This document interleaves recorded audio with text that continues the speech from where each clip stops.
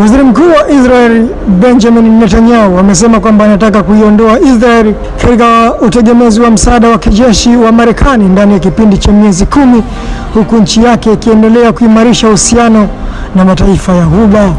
Katika mahojiano yaliyorushwa siku ya Jumapili katika kipindi cha 16 Minutes cha CBS News, Netanyahu alisema kwamba anataka kupunguza hadi sifuri msaada wa kifedha wa Marekani katika ushirikiano wa kijeshi kati ya nchi hizo mbili.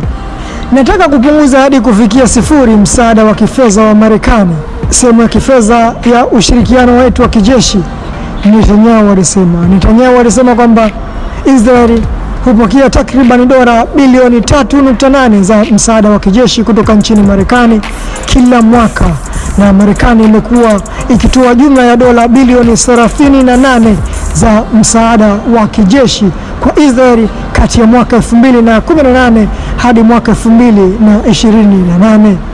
Hata hivyo, alisema huu ni wakati sahihi wa kuweka upya mahusiano ya kifedha kati ya Marekani na Israeli.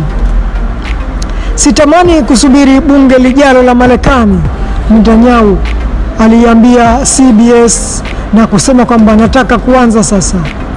Kwa muda mrefu Israel imekuwa ikiungwa mkono na vyama vyote viwili ndani ya bunge la Marekani kuhusu msaada wa kijeshi, lakini uungwaji mkono huo kutoka kwa wabunge wananchi umeanza kupungua tangu kuanza kwa vita vya Gaza Oktoba 23.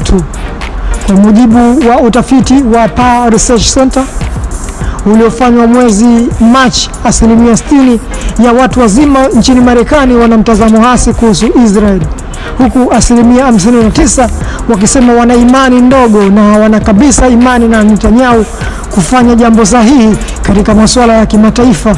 Takwimu zote mbili ziliongeza kwa alama 7 za asilimia ikilinganishwa na mwaka mmoja uliopita.